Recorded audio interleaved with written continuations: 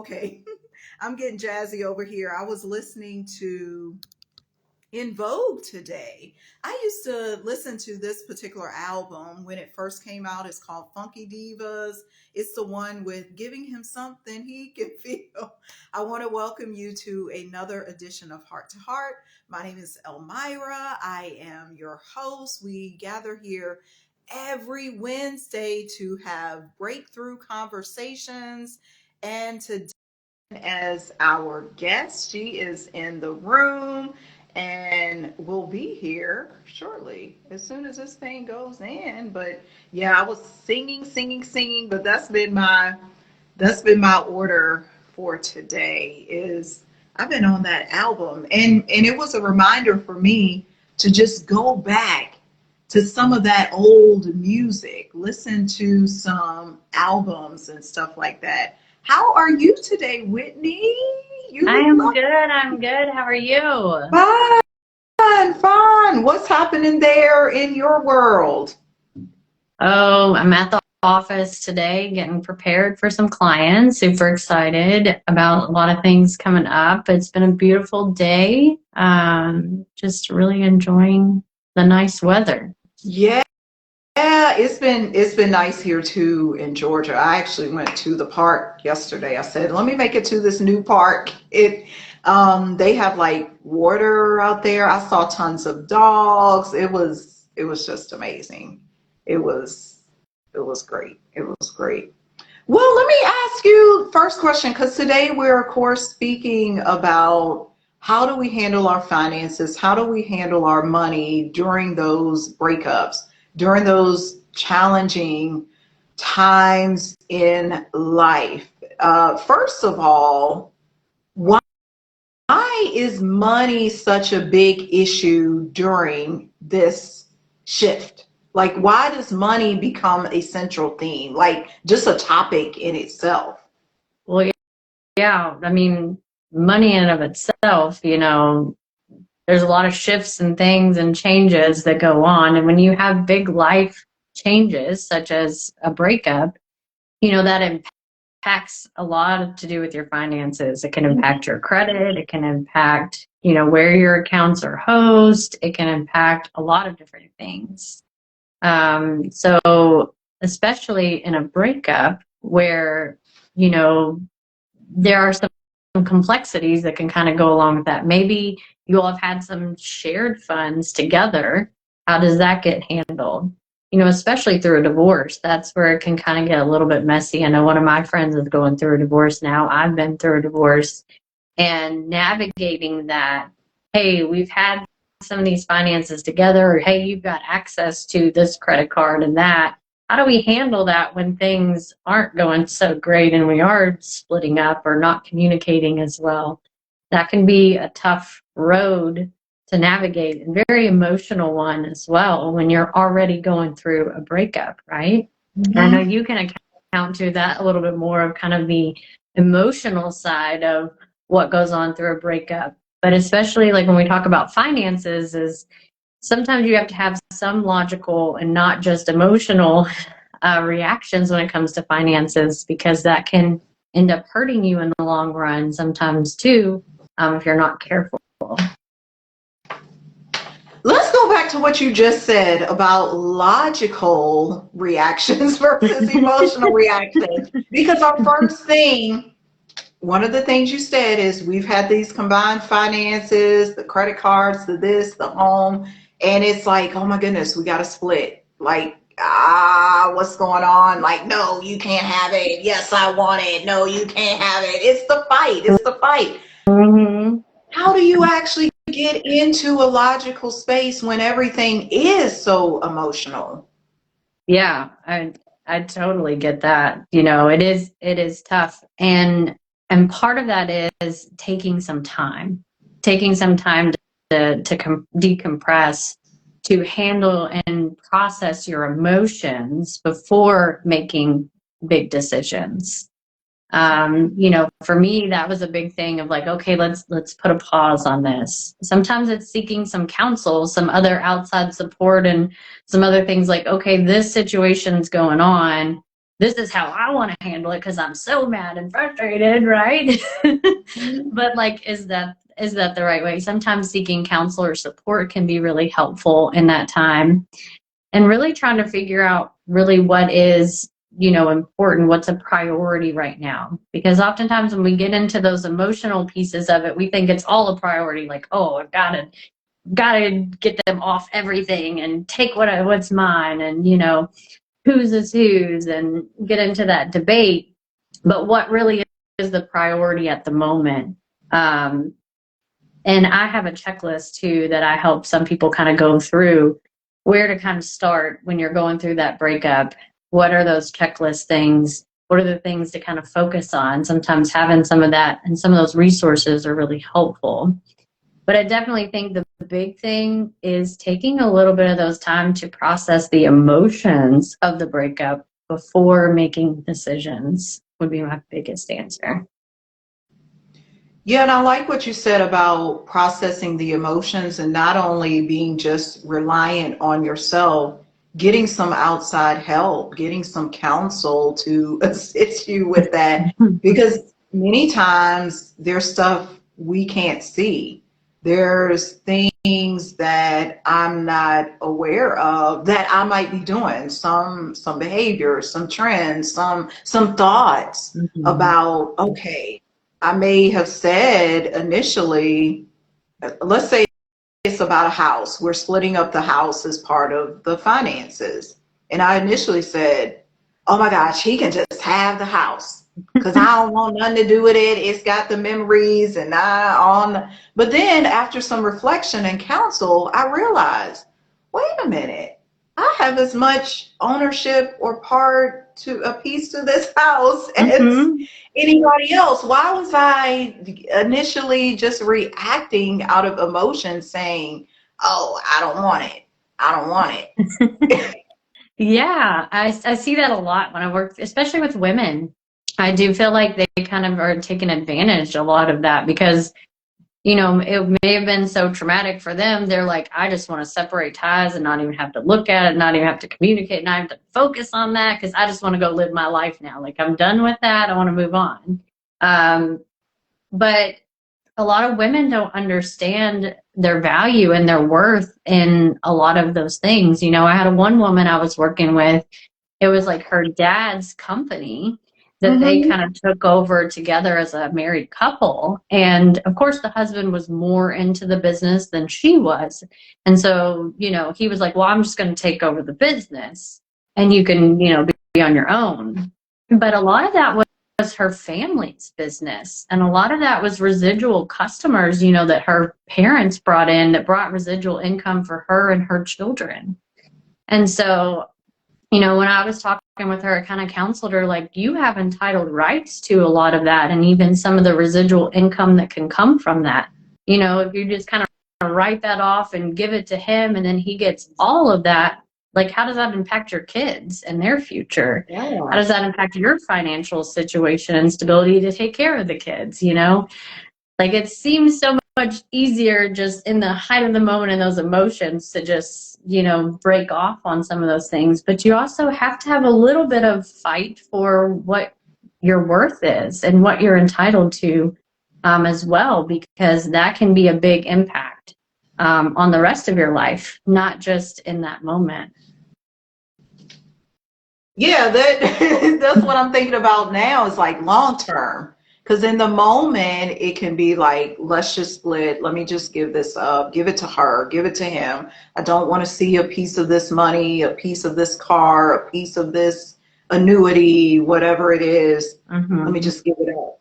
But what are you truly giving up for a lifetime? Yeah. And I believe, and I've seen this, sometimes we just say, let it go because we're not thinking long term. It's just like, can you speak to that about the long-term effects of some of these financial decisions? Because I know that's what you do with your financing and combining the health and wellness piece with that.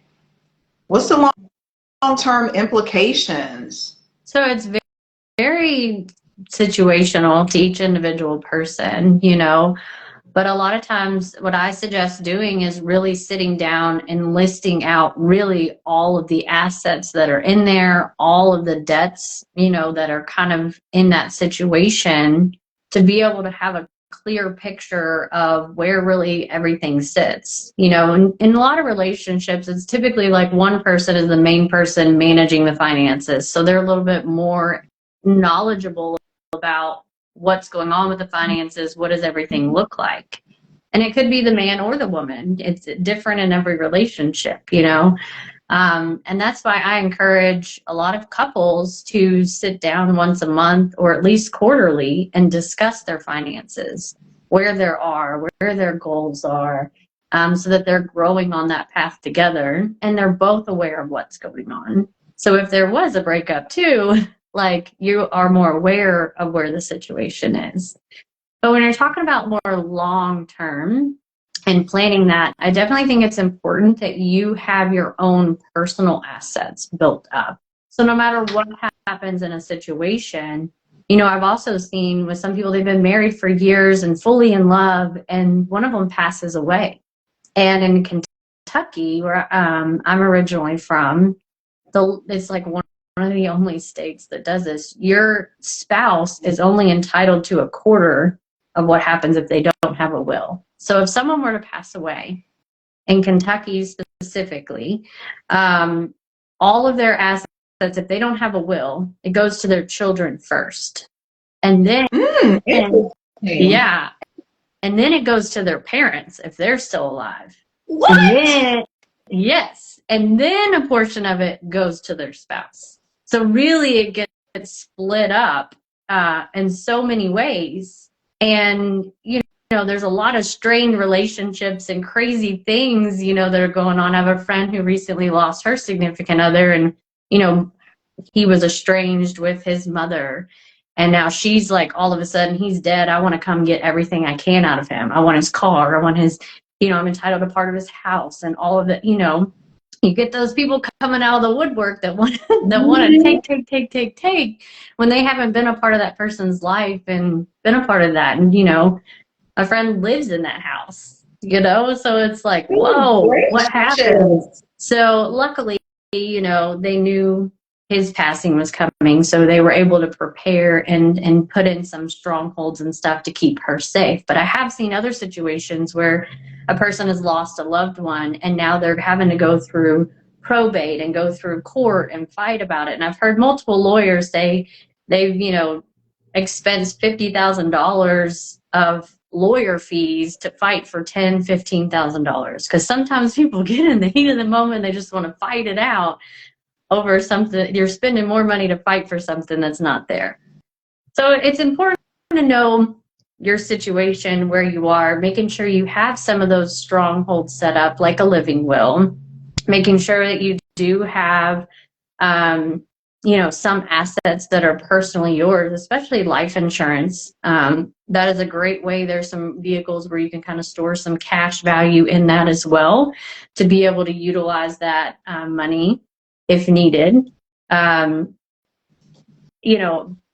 Having your own credit card or your own bank account where you do already have something set up that's your personal thing. So if something were to happen, you could quickly, transfer funds or do something where you do have access to something at that moment. Because in some situations, it freezes a lot of assets. Like one lady that I knew, her husband passed away and all the accounts were in his name, credit cards, everything. She couldn't even pay her bills because she didn't have a credit card. She didn't have access to the bank account at the moment because it was frozen from the assets. And so that's scary. She got to go open up a new credit card in her own name, which sometimes can take a week to 2 weeks to get approved before she can even utilize it. So it's really important to make sure to, sit down with someone or take the time to really go through and see where your situation is and how can you protect yourself and prepare for situations that you may not even think about ever happening. But making sure you do have some things set up just to help protect yourself, your loved ones, your children, from those things that can happen. Yeah, yeah, you said a lot there. And one of the things that brought to mind was, how do you approach that particular conversation? Because I can see there are some couples out there who have always had the finances separate. In the case you explained, that woman lost her husband, he had the credit card, everything was in his name. Now she had no access to pay the bills. How do you Mhm. approach the conversation with your spouse, with your mate about, I think we should start setting up some individual accounts, because some will get emotional and say, oh, why do you want to do this now? After 5 years, after 11 years, we've had it separate all this time. What's going on? Do Mhm. you have you cheating on me? And that, because I can see all of this stuff coming up, but Oh no, yeah. it's Yeah. actually a long-term protection. How would you advise, with your expertise and wisdom, to have that conversation about, I want to look at establishing some individual things, or what, would that be called part of that regular conversation you're Yeah. talking about? So I definitely think that is a conversation, having that conversation, or even with, a coach or someone, to kind of help talk about couples' finances and situation. Some of the assets, like I talk about life insurance and stuff like that, you can name a beneficiary. And if something happens, like say one of your beneficiaries passed away, they're no longer going to be available to take that. You have the right to be able to change who those beneficiaries are. Same thing on a credit card or a bank account. You have the option to change who a beneficiary is. If you don't have a beneficiary listed on those accounts, then it's going to go to probate and go into the mix of, duking it out who's going to get what. Mm-hmm. Having a living will, it does protect some, at least helps you to navigate, hey, this is where I want things to go, but it can still go through probate and litigation. There's also the option of really setting up a trust, to have like a third party kind of management of that, to decide what can happen, with certain accounts and what to do with that. And a lot of couples, they hire, a third party trustee company that manages the trust and those finances. So you have an outside person trying to help make those decisions of how things get divvied versus an internal person. And usually when you set those up, you set out the specifics of what could happen if this happens, what would happen if this happens, what would happen. Like if both parents were to pass away, what happens to the children? Do they just get this big lump sum check of money and not know what to do with it? you know or are you going to specify and say, okay, well, they can have this much per year, and they can get like a lump sum chunk of money when they're 18 or when they're 30, or if they have a specific thing that they're going to purchase to get approval from the trustees for. So there are ways to kind of set up those things. But I think, opening up the conversation of, hey, if something, I know you don't want to think about this, but if something were to happen to your significant other, how would you handle that? What would happen? And bringing that awareness and understanding, like I said, in Kentucky, what would happen. I know I have some friends in Arizona that if you don't have something in place for like what's going to happen to your children, they go to the state automatically. And the To the state, state. yeah, and the state then gets to decide where the kids go. Yeah. So you have to understand, one, the laws of the state that you're in, because they have that jurisdiction over making some of those decisions sometimes. And it's kind of scary, especially if you're not familiar with them. Mm-hmm. Uh-huh. And so I think educating yourself and becoming aware and opening up those conversations of, hey, this is a real life situation that you may have even watched someone else go through. Like my uncle just passed, or his wife just passed away, and she didn't have a will. So one of the kids came and took her car. One of the kids raided the house and Took took the anything that car. they wanted out of the house. And he doesn't have any legal grounds to really fight much of that until it goes into probate and court and all of that, because in Kentucky, the kids are entitled to splitting up what part of the assets. The kids are entitled to some of the things, the parents and then the spouse. So it's crazy. It is Very crazy. And that's why we got to know. And I'm thinking about myself here too. I've moved to various states. So let's say I move again. I need to understand the rules and regulations, the laws of that state, because you're actually bringing to mind one of my friends. Oh, thanks, androgyny. That's androgyny. Bringing to mind a friend of mine. She lived in Virginia, but she had to handle some of her mom's after her mom passed. I believe it was Pennsylvania. It was somewhere up north. So she had to navigate already managing her life and then figure out, okay, what are the rules in Pennsylvania? Like, I know what they are in Virginia, because there are some couples now. Oh, I'm thinking about something else. There are some couples now who actually live apart. They don't actually live in the same state. Oh my goodness. They really need to think about this if they ever break up, because how would they manage? You know, this one may live. I actually had a friend, her husband spent a lot of time in Arizona, but she lived in Tennessee. How do you manage that if the couple lives in different states? Like, this is just things that need to be discussed and considered. Definitely, you know, in a breakup is a little bit different than the death of someone and those implications too. But in a breakup still, it is kind of dependent on the state, especially if you are married or have like a common law type of marriage situation, because this you can end up going to court and contesting a lot of that. I've seen a lot of nasty divorces for sure that have gone through that, but also each state handles divorces in different situations. You know, some states are at fault states, and you can say, hey, this person cheated on me and I can prove it, and I'm going to put them at fault and they're going to have to, you know, pay out more money or handle that more.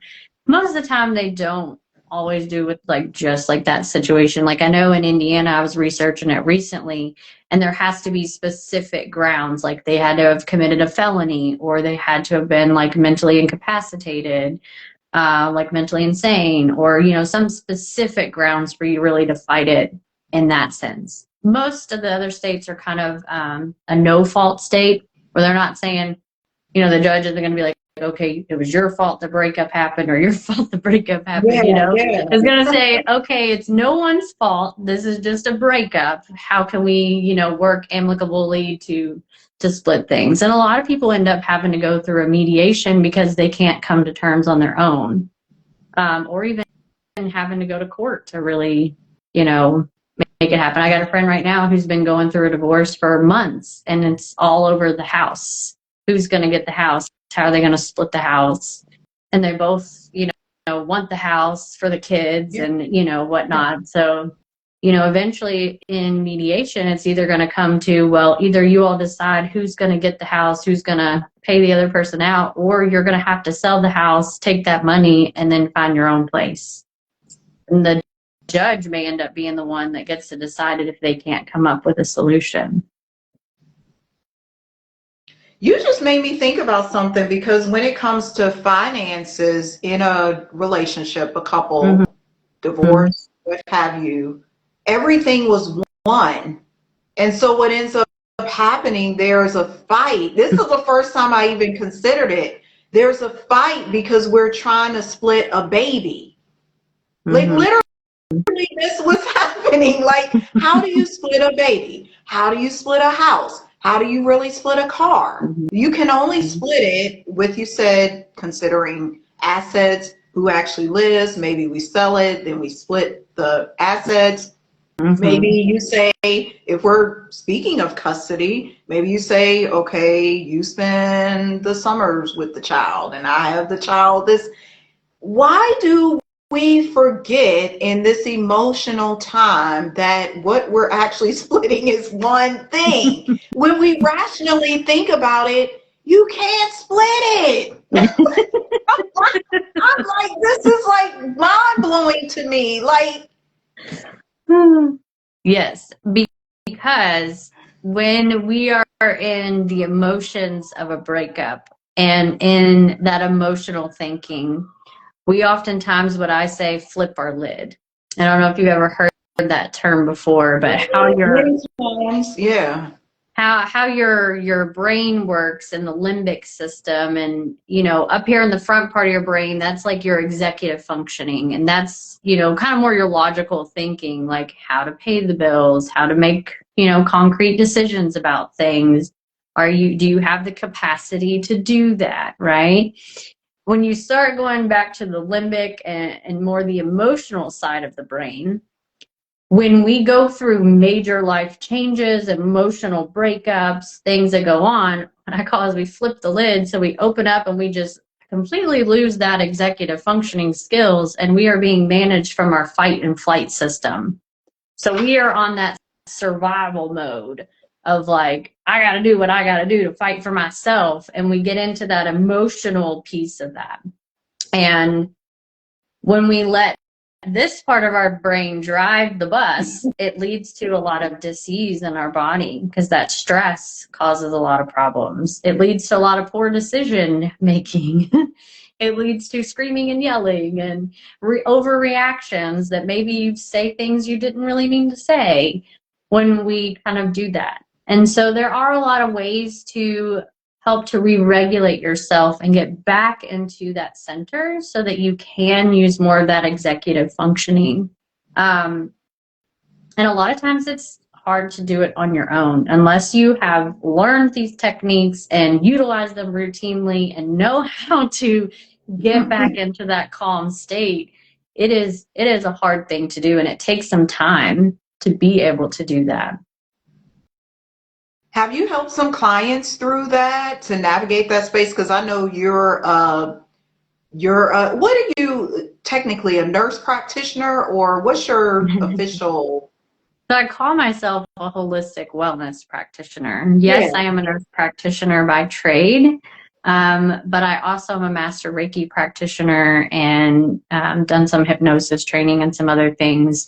So I kind of combine a lot of my experience and trainings to be able to help people learn the things that they need and process what they're going through, whether it be, their finances through a breakup, or whether it be more the health side of things and the anxiety and depression and emotional pieces. So I kind of do a variety of different things. But yes, I have helped some people who are going through very emotional, things in their life, whether it be just a, disconnection with your mother and not being able to talk with them, or having some relational issues within your spouse, that communication and the finances are kind of the other big thing. Normally I'm sitting down with people talking about their finances, and then come to find out some other things that are going on that leads to other support and help. But it can be, like we are all, that's why I say holistic, because it's a whole approach. There's 8 different dimensions kind of in holistic wellness. Finance is one of them. Emotional health is another one. Physical health is another one.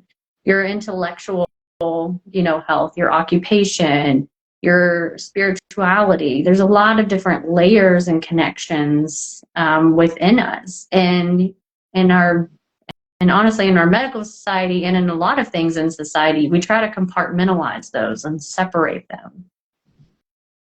And the problem with that is when we focus too much on one thing, that wheel is out of balance, and it pulls us in the wrong direction. And so we have to learn how to evaluate, us as a whole more holistically in all those areas, and how can we balance some of those things out so that we can have a good rotating wheel that's going to get us where we want to go. I like the way you describe that. I never heard it before. Like this is a holistic wheel. It's a rolling wheel. Because that's Yeah. what it is. If I'm missing this piece and I'm thinking back to when I had a flat tire or there was a nail in my tire and it It made didn't things work. off balance, right? It was off balance. It was wobbly. It was like Elmira, you need to get the tire replaced. You need to fill the hole. But yeah, if it's all off balance, do you feel like the finance piece is a major part to the wheel? Like it can cause other pieces of the wheel to dysfunction, to start to wobble. Oh, yes, definitely. Especially because the way society has kind of painted money, and a lot of people have this, and in myself included, this mindset of like, you have to have money to live, you have to have money to survive, you have to have money to buy groceries. I mean, look at the price of groceries these days, like money can cause a lot of hardship, and it can also cause a lot of joy too when you do have the money to invest and go on a vacation and do those different things. So money and your finances can impact your job, you know your job satisfaction. If you're not bringing in enough money for the amount of work that you're doing, that can cause some discord within that as well. um, Money can impact your mental health. If you're, especially, we're seeing this a lot with our elderly population who haven't really prepared for retirement, and they're retiring and they don't have the money to live off of, especially with living expenses, or those people who are on disability on a fixed income. That fixed income is often lower than just their basic necessity True. bills to live off of, Yeah. you know, and when you can't afford toilet paper to wipe your butt with, like that can be stressful. Like, what am I For going to do? real. Let's I talk can't about afford to go that. buy a bidet that's expensive investment, but might pay out over time. I got to go in the backyard and get some leaves. I don't know. Like, Right? That maybe it's it, time to build an outhouse. I mean, I don't know. so finances can cause a lot more stress and issues with stressing about finances, causing a lot more physical stress, that emotional stress. How many times have we gotten emotional over, oh my gosh, I probably shouldn't have bought that, and now I've like stuck with it and it's Me? expensive. Or I don't have enough money to go do this fun thing that I want to go do and be a part of. That can really impact our emotions as well. Yeah, money is like, and here recently, you know how me and you met. We met in a container that was teaching us how to earn more money. I mean, it was called Energetic Alignment Academy. Hmm. However, that's one of the reasons we were there, to up our money. And here recently, I would say, Justin, you and I have had conversations about that, but really in the past year and a half to two, I have redefined my relationship with money, Hmm. falling in love with money, because before it was this thing of uh I kind of neglected it, or I would say I would treat it bad. Like, why would I tell money not to come to me? On the other hand, I want it to come to me. It was just like Hmm. this crazy thing I was doing. But now I just have a better relationship with money, and I say things like, I love you, money. I love you, money. You are amazing. Look at what you're doing for me. You transportation, you're giving me a home, my refrigerator, just all they seem like little things, but Hmm. money provides this for us. And I feel we can circle back with this on the topic of handling money, finances during a breakup. All the I think what we forget when there's a breakup is all the great things money did for this relationship. Hmm. Yeah, we're about to break up, we're about to split, we're about to decide this one thing, this house, where is it gonna go? Money Yeah. has done so many great things for us. One of the things when you're counseling or, coaching clients, what do you tell them about money, just the nature of money in itself? I like using the Japanese kind of theory of money, being arigato. I mean, money is energy. It's going to flow in, it's going to flow out. It's an energetic exchange, you know. So seeing it more as that energy, and that energy, we can either have that positive energy of it, like thank you money for these blessings that you had that have given. Like recently, I'd hired someone to help me do this big project that I'm doing, to get this quiz out that I'm really excited about. And they said, I'm sorry, after working 2 months together, like my capacity's not there. I'm just going to refund your money and not working on this. So that was a tough breakup for me. In that situation of like, oh, I've already, spent some money and time doing that. But it also was a blessing because it blessed me with the finances back from that to be able to reinvest it in another way of maybe being able to do things. And it blessed me in a way to be able to see that of like, hey, although this didn't work out and I'm kind of upset about, how that happened, at least now I am blessed with some of that money back so I can reinvest that into where I'm moving towards. And I can kind of sit and reevaluate, is really that where I'm wanting to invest my money in right now? And so that kind of, put me into this reflection time. And I was feeling the emotions this morning actually on it. And that's the important part of things. You can't just put it away and not address it, because the more you suppress, the more that it is going to bubble up inside of you and come out like a raging crazy wild woman or man if you don't handle those emotions. So you have to go through that grieving process and really feel them and evaluate those emotions, about money and about that, and being thankful and blessed for the things that it has been able to help you do. If you are fighting over house, well, at least we had a house and we have this home to put a roof over our heads and protect our children or whatever. Just being blessed, looking at the surroundings of how you're blessed with all of that is huge. And I'm getting ready to do a workshop with another guy next month who helps people to really rapid shift their money blocks, the things that's been keeping them blocked.